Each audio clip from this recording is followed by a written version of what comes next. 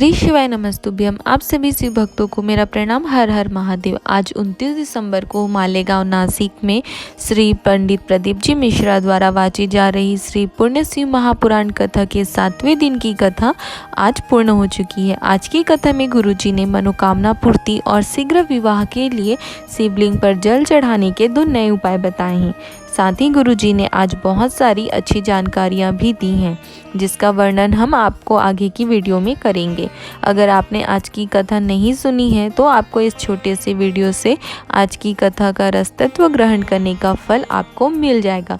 तो चलिए कथा को शुरू करते हैं।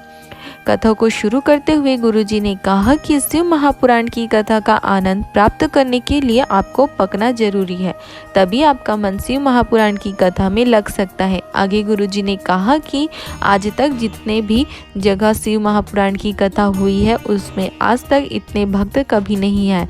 कहीं 5 लाख, कहीं 4 लाख, कहीं 7 लाख भक्त आए, पर मालेगांव नासिक के पावन धरा में 11 लाख भक्त पूर्ण शिव महापुराण की कथा सुनने आए। गुरुजी ने कहा कि मालेगांव वालों का घर सचमुच में माल से भरा हुआ है। आगे गुरुजी ने बताया कि हमारे जीवन में दुख, तकलीफ, कष्ट क्यों आते हैं।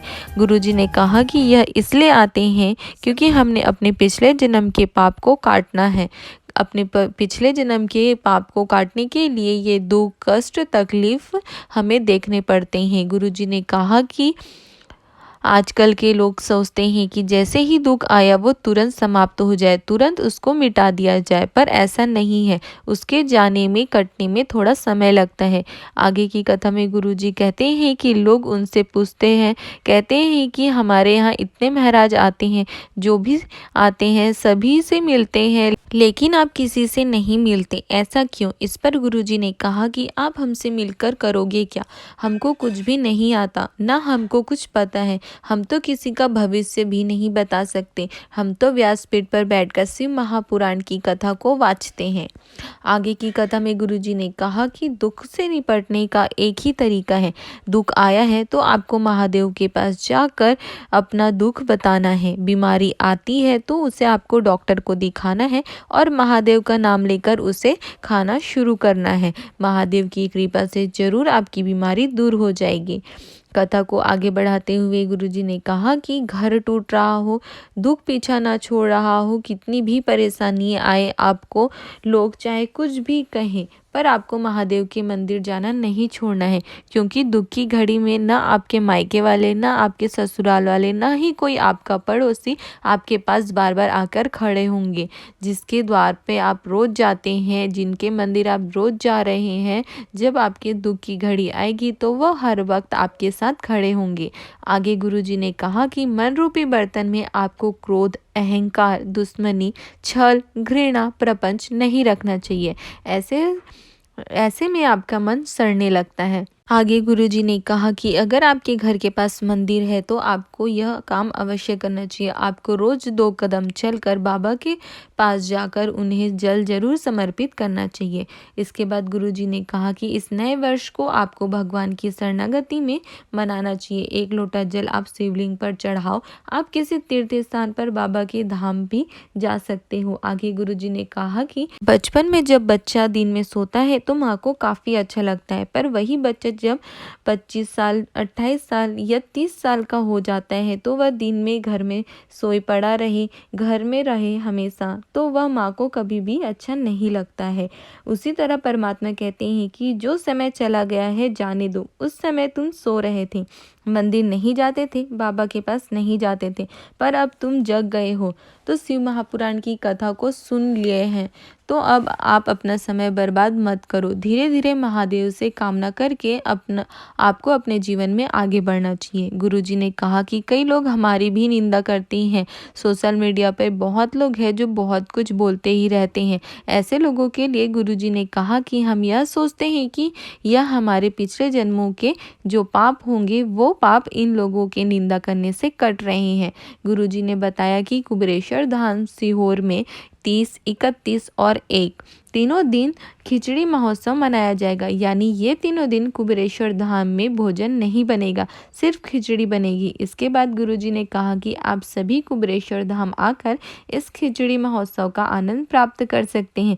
कथा के अंत में गुरुजी ने बताया कि इसके बाद की कथा 2 से 8 फरवरी तक छत्तीसगढ़ के कोकड़ी गांव, जिला बलौदाबाजार के पावनधरा में होगी, जिसका नाम श्री आशुतोष शिव महापुराण की कथा होगी। इस कथा में गुरुजी भगवान महादेव के आशुतोष स्वरूप बेलपत्ती के डंडी का महत्व, जलाधारी जिस खूंटे से टंगी होती है उस खूंटे का महत्व, माँ अपने बच्चों के लिए जो झूला बांधती है उस डोरी का महत्व, बेलपत्र की माला कैसे तैयार की जाती है वह बताएंगे। शिव जी की माला में जो डोरी होती, जो रस्सी होती है उसका महत्व बताएंगे। और साथ ही शिव जी की माला में सुई का प्रयोग क्यों नहीं करना चाहिए उसकी भी जानकारी गुरुजी आपको श्री आशुतोष शिव महापुराण की कथा में बताएंगे।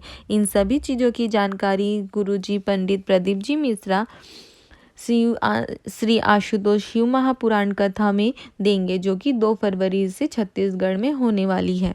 आज की कथा में संगीता जी पत्र लेकर आई। उन्होंने बताया कि शिव महापुराण की कथा पंडाल में जाकर शिव कथा सुनने और शिव जी से अपने दिल की बात कहने, अपनी मनोकामना कहने से क्या फल प्राप्त होता है। संगीता जी ने पत्र में लिखा कि मेरे पति 12 साल पहले बिना कुछ बताए घर से चले गए थे। सबने ढूंढा पर वह कहीं नहीं मिले। हमने उम्मीद भी छोड़ दी थी, यह मान लिया था कि वे इस दुनिया में नहीं हैं। मैंने टीवी में आपकी कथा सुनी, मैं शिव पुराण की कथा सुनने लगी और मैं मालेगांव में कथा सुनने आई। मैंने मालेगांव की इस भूमि में कथा सुनते हुए यह मनोकामना कर ली थी कि यह संकल्प कर लिया था कि मेरे पति कहाँ हैं, उसके बारे में जानकारी महादेव आप क्यों नहीं देते। महादेव आप बस उनके बारे में मुझे बता दीजिए। ऐसा कहकर मैं घर चली गई। घर में जब मैं गई तब मुझे सूचना मिली कि आपके पति जीवित हैं, वे इस समय यहाँ हैं और आपके पास 3 दिनों तक पहुँच जाएंगे। उसी का आभार व्यक्त करने के लिए संगीता जी कथा पंडाल में आई थी।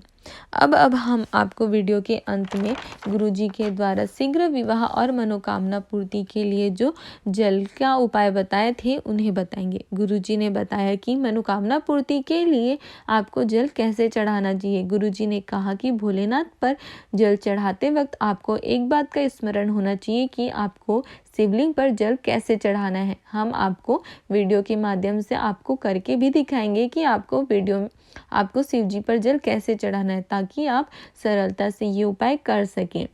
तो सबसे पहले आपको जल को जलाधारी के दाएं तरफ श्री गणेश जी के स्थान पर जल समर्पित करना है। फिर इसके बाद आपको जलाधारी के बाएं तरफ से कार्तिकेय जी महाराज के स्थान पर जल चढ़ाना है। फिर आपको जलाधारी के बीच में जो स्थान होता है अर्थात माता अशोक सुंदरी के स्थान पर आपको जल चढ़ाना है। उसके बाद आपको माता पार्वती के हस्त कमल पर और अंत में आपको शिवलिंग पर जल चढ़ाना है। और अंत में आपको श्री शिवाय नमस्तुभ्यम मंत्र का जाप करते हुए अपनी मनोकामनाएं महादेव से कहना है और अंत में फिर से शिव शिवाय नमस्तुभ्यम का मंत्र का जाप करना है। ऐसे में भोलेनाथ आपके जल को स्वीकार करते हैं और आपकी सारी मनोकामनाएं पूर्ण कर देते हैं। अगर आप सीधे शिवलिंग पर जल चढ़ाते हैं तो भोलेनाथ उसे स्वीकार नहीं करते। इसके बाद गुरुजी ने शीघ्र विवाह हेतु जल का नया उपाय बताए हैं। गुरुजी ने कहा कि जिन बेटा बेटियों की विवाह नहीं हो रही है, उनकी आयु 30 साल, 32 साल, 34 साल हो गई है, शादी नहीं हो रही है, तो शीघ्र विवाह के लिए आपको यह उपाय करना है। इस उपाय को करने से आपकी शादी शीघ्र हो जाएगी। इसके लिए आपको यह उपाय करना है। जब आप शिवलिंग पर जल चढ़ाने जाए तो सबसे पहले आपको जल माता अशोक सुंदरी के स्थान पर चढ़ाना है। फिर आपको शिवलिंग पर जल चढ़ाना है और अंत में पूरा जल आपको माता अशोक सुंदरी पर फिर से समर्पित कर देना है। यह उपाय आपको 3 महीने तक रोज करना है। महादेव आपके लिए अच्छे रिश्ते, अच्छा लड़का लड़की से आपका विवाह करवा देंगे। शीघ्र विवाह के लिए गुरुजी ने यह बिल्कुल नया उपाय बताया है। आप जरूर यह उपाय करके देखें और अगर आपका उपाय सफल होता है तो आप हमें कमेंट करके भी बता सकते हैं। आज की कथा में गुरुजी ने इतनी ही बातें बताई हैं, इतनी ही जानकारी दी है और इतने ही उपाय आपको बताए हैं। अगर आपको ये सारी जानकारी उपाय अच्छे लगे हो तो आप हमारे वीडियो को लाइक कर सकते हैं, ताकि हम आपको हर शिव महापुराण कथा की ऐसी ही पूरी जानकारी देते रहे और आपको उसका रसतत्व ग्रहण करने का फल मिलता रहे। हर हर महादेव।